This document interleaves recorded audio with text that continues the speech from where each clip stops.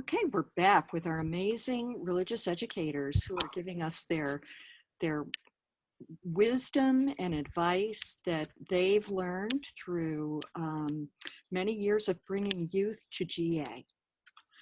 So what is the youth experience like at GA? Can you share with us some of the official experiences, some of the unofficial experiences? The official experiences, I think, initially of the opening ceremony, the evening worships, particularly synergy and bridging, which is always a highlight, the workshops, but also the youth caucus opportunities, the evening youth worships, and also the things that don't show up in the program book. And it took me a couple of years to figure this out, but there's all these things that pop up during GA for youth or people of all ages that are really cool opportunities. So in terms of supporting your youth's experience, trying to discover what some of those are and when they're happening and making sure your youth know about them. I know one example last year, there was a specific lunch for youth of color, and then there was on a different day a lunch for youth who identify as white, who are going to be talking about allyship. So just trying to find out like when those things are happening and making sure people in your group know about them. That's a great point, Scott. And those things are usually announced during the GAYouth, the mandatory GAYouth orientation session. And then also there are, printout invitations provided throughout the GAYouth room. And then they're announced several times throughout the GA experience. So yes, definitely. Those types of receptions, lunches, parties, so people can come together and meet each other. One of the tools that we've used that our youth really like is the app. There's a GA app that comes out. There's a GA app, and there's also several social media streams. Like I don't know if it's YAGA or Youth or Youth Caucus at GA. Those social media streams and the apps are a big way for them to stay connected with things in the moment, and they're really good at that. So yeah, that's what I was gonna say, is that that's how I've usually found out about those things, is actually through the social media postings. Jessica, can you tell us anything about the GAYouth business programming in Youth Caucus? So yeah, there's one of the really neat things that they've certainly done in years past, and I'm assuming that they will continue, is so there are business managers on the Youth Caucus staff team who are two youth, and they have an adult who supports them, who really dive deep into the business coming before the assembly at any given GA. And so they have a couple of program slots where they invite, I think all youth are invited, but particularly youth who are serving as delegates, to come and really discuss what topics are coming up, what the agenda is, and sometimes it's even if they want to propose something that's not on the agenda, which happened a few years ago. Youth have a really huge voice at General Assembly. It's one of the things that I absolutely love, and it's one of the things that I've seen have such a huge impact on youth the first time that they go to GA, is to see how valued the youth opinion and youth voice is at GA and on our national level. Because the sad truth is that our youth don't always experience that at home and in our congregations. And this is one of those areas where I feel like our assembly is a little bit further ahead on that one than a lot of our congregations. We're working towards it, right? But we have youth trustees now on the UUA board. And part of that was business that happened at last year's General Assembly. And so our youth caucus met, they decided where they as a group wanted to take a stance. And it doesn't mean that all the youth present had to agree. And in fact, if they wanted to write their own opinion, and if most of the group was in favor of a particular piece of business and they wanted to be at the con mic and say their own thing, they're always welcome to do that. But often the youth will sort of speak as one voice. And I have seen when the youth get up, and even though there will only be one or two speakers actually at the mic, the entire group, the caucus, will stand behind them. And when the youth take a stance on a particular issue, which they don't on everything, but when they do, I have seen it completely sway the rest of the assembly, because they are just so powerful with their speaking, and people really care about our youth voices and what they have to say. So if you have a youth who's interested in like how things get done, who's interested in like civics and law and government and that kinds of stuff, GA is like hog heaven for that. It's really wonderful. So that's absolutely one of the big official pieces of GA beyond the workshops and the programming and the worship. And youth can also be in the choir, which I think not everybody realizes. The GA choir sign up is one of the things listed on the registration. And there's not a specific age thing. Like, youth are 100% welcome to participate in that. So if you have musical youth who want to sing and stand up and sing in front of thousands of UUs on Sunday morning, that's an awesome opportunity.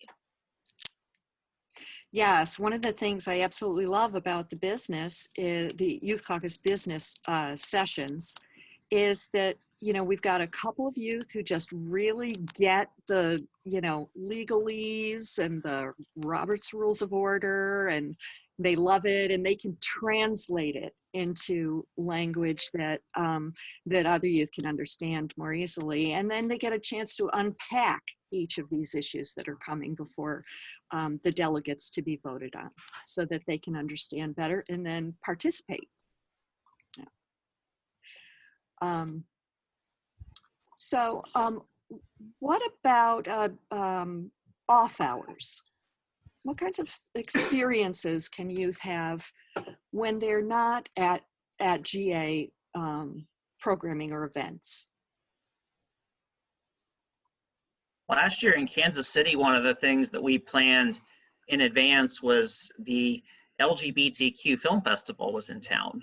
So we actually, it overlapped with GA somewhat, but we decided as a group we were going to go to one of the feature films, which was about the history of Kansas City and their the process they went through in the 90s and early 2000s to change the laws to provide more equality under the law for LGBTQ folks. Wow. The year before, we did during the daylight hours, a group trip to Bourbon Street in the French Quarter in New Orleans. So we always try to build in something that's either specific to that city or has something to do with the area that we're in that would be interesting and relevant. We do too. There was, I forget where it was, but there was a Zydeco festival that was happening. Maybe it was last year. It must have been last year because Zydeco. In New Orleans. New Orleans. Yeah. It had to be New Orleans because Zydeco in New Orleans. And so they picked an afternoon to go as a group to the Zydeco festival. But yeah, getting to see the culture and the different things. We've often, because of travel schedules, we've ended up there early.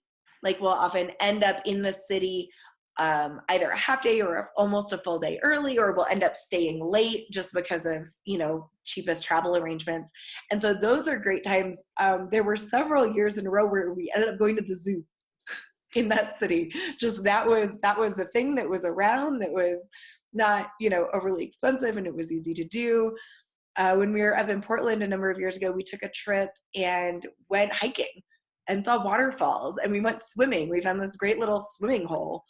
And so just taking little trips, those are some of the things. And like we talked about one of the other videos, Mary and I were both talking about late night excursions to find food. Like, some of the unofficial stuff that happens are some of the things that you like still talk about. The year we were in Portland, and a group of youth went with one of our sponsors. I had gone to bed because I was exhausted, but they went out in search of food trucks after the dance or whatever the youth programming was that night. So they left the hotel at like 11 or 11:30 or something and went in search of food, and ended up being out until like 3 a.m. because they couldn't find anything that was open, and they just like walked all over everywhere. But it was an adventure, right? Like, I mean, they were safe, they were with an adult, they were fine, but it was an adventure. And that adventure, now I am still hearing about from siblings, younger siblings who are now youth, whose older siblings were part of that group. And so, you know, these are the invaluable social experiences. Our youth are social creatures. And so providing them that social time, I think, is so important on these trips. And it keeps the meltdowns to a minimum. Yeah, I want to piggyback a lot of things you guys said, some of them are similar experiences that we've had. There's also another unofficial time that really seems to be important to our group, and that's the hanging out time, when they're just hanging out together in their lodging, wherever they're at. And we always rent a house every year. And in both most recent times, especially in New Orleans, I remember waking up one morning and finding out that a couple of my youth had been up until midnight and had made a music video. They'd made a music video in the house, and it was hysterical. It was really fun, and they were so excited about it, and just shared it amongst their peers and had a really good time with it. But it was their GA music video. So they can have some really fun times when they're just hanging out, either at home or out getting lost, trying to find the food. Those are super valuable. For some of them, this is the only time or the first time they've ever gone somewhere without a parent. Mm-hmm. So they're part of the decision-making process. They're part of the choice-making process with the group, and there's a lot of value in that. Yeah, we had a year, the first year that we used, so there's an app called GroupMe that we use for our group text communications. And so we use it for our youth group, but we also always make a subgroup for the GA group that's going, and we make a subgroup for the parents to like send them pictures, keep them informed. But the first year we used it, the youth found out that they could meme within the app.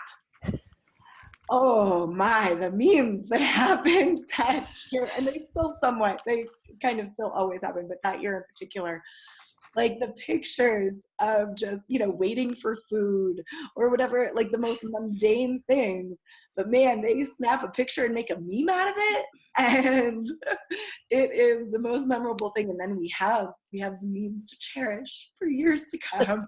I've noticed a lot of my group, there'll be hangout gatherings, sometimes fairly large ones that just break out in the halls of GA, particularly an area where there's a place to plug in your phone.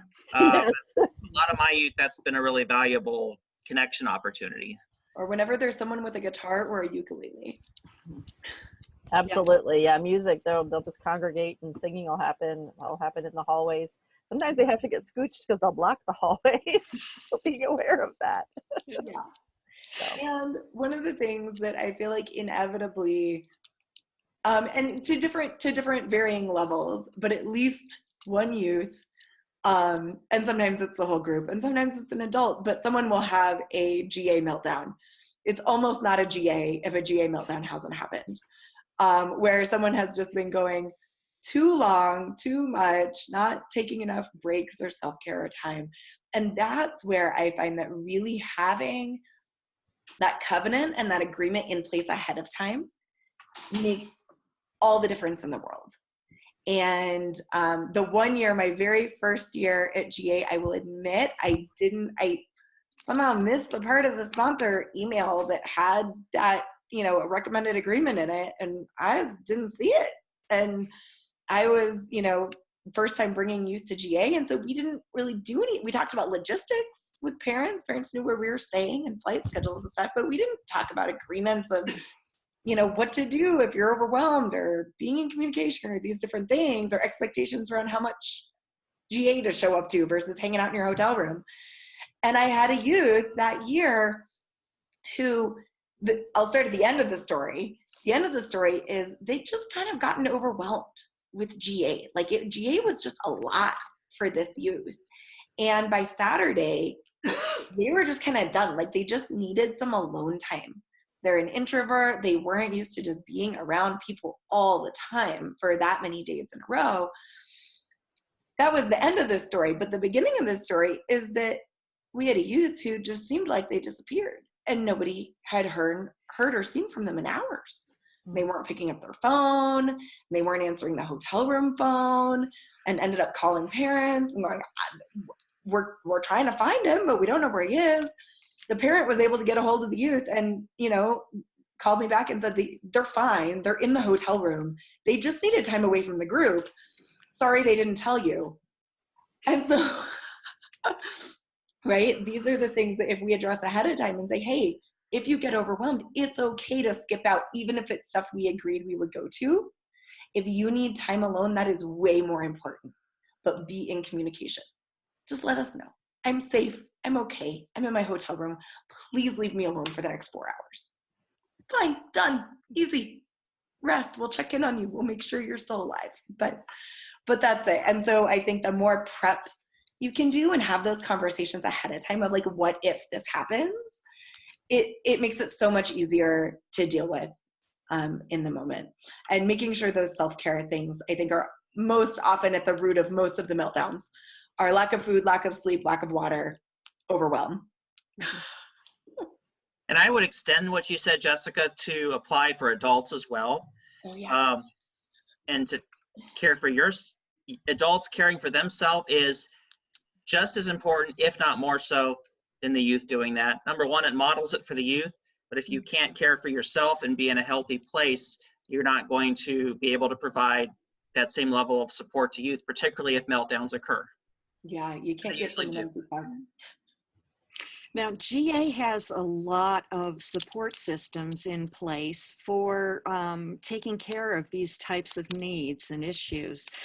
Have you or any of the youth you've brought to GA ever had a chance to use any of those, an opportunity to use any of those types of supports? I've used chaplaining support at GA. In New Orleans, I had a female youth who was approached by somebody in the food court area just outside of the convention center who propositioned her inappropriately. And she had just gone to the bathroom. We were just sitting right there. She'd gone to the bathroom and this individual had approached her in a way that was very uncomfortable. Immediately she came right to us and needed some support. So we went and used chaplaining support. And somebody sat with her while she called her mom, and it really helped. I think that brings up such an important step of providing support is identifying the very unique types of needs that certain youth, based on their identity or their accessibility issues or what have you, that they're going to have much different experiences at GA than others may, and how to deal with that in the moment, how to address it ahead of time. For example, youth of color, we just recently, I think it was the last GA, started something we call the safety team, which is a team that's dedicated to making sure that people of color who are attending GA are safe.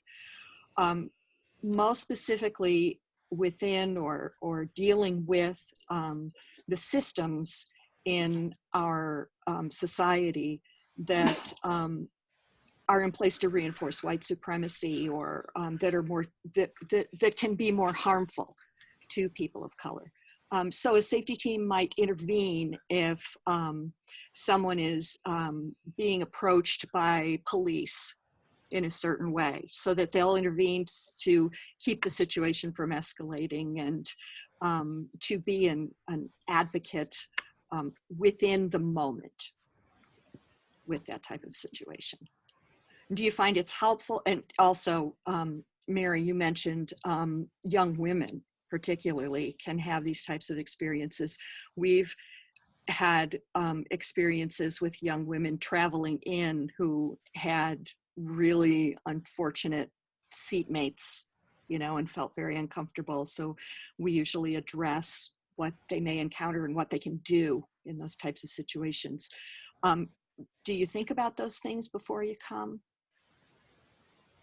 We definitely had conversations about those type of things before we went to New Orleans, because that was the biggest group I've ever taken, and we talked a lot about the buddy system and about how you need to let the adults know, let your sponsors know where you were going, making sure nobody was alone. And the only time one person left alone was to go to the bathroom. We were all sitting right there, and that's what happened. And it could just happen anywhere, no matter how safe you are. Yeah. And that's one of the things we have we always talk about never, ideally not ever having youth traveling alone. And the only time that we don't have our specific sort of rule is like within the convention space, but it's not to mean that things can't happen there too. Like you said, it was going to the bathroom, but most certainly traveling outside the convention center, outside the hotel, and always being in groups of 3. Sometimes we even make that more if it's after dark. And being very aware of the local curfews, whatever that happens to be. That's always a new thing in each city. That information is always provided during the mandatory orientation as well. That's why it's so vital that you attend the orientation. Yeah, the orientations are huge.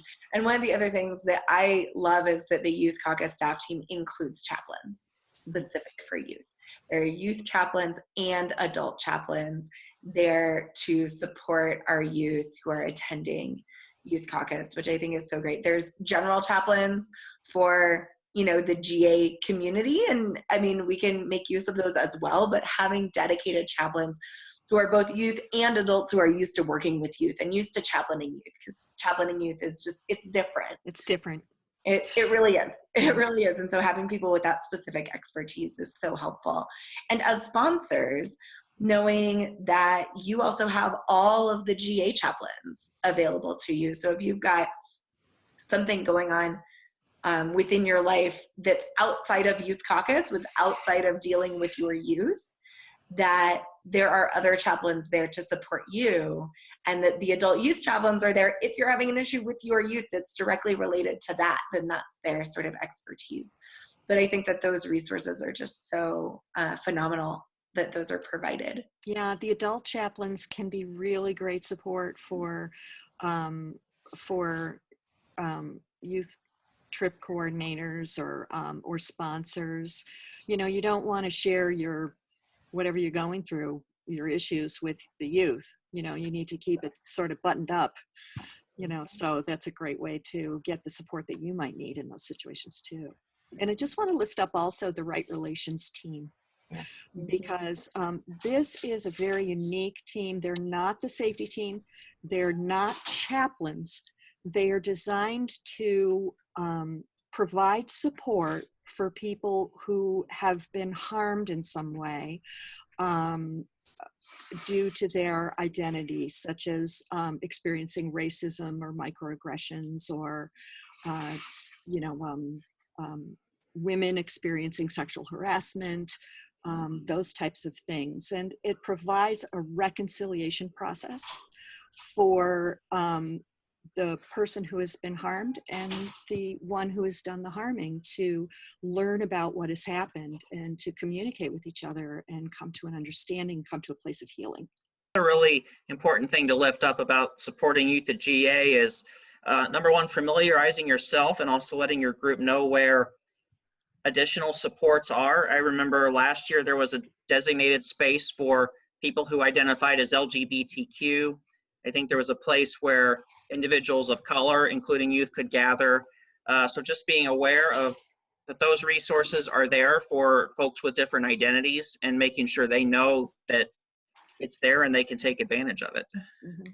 Yeah, and along those lines, I also think about youth with accessibility needs, and the things that, like, GA is very sort of physically intense in terms of the amount of walking, and there are scooters available. And so if you have a youth with mobility concerns, I know that the scooters get booked up pretty early, so that's something to do in the early part of the process. But you can reserve a motorized scooter.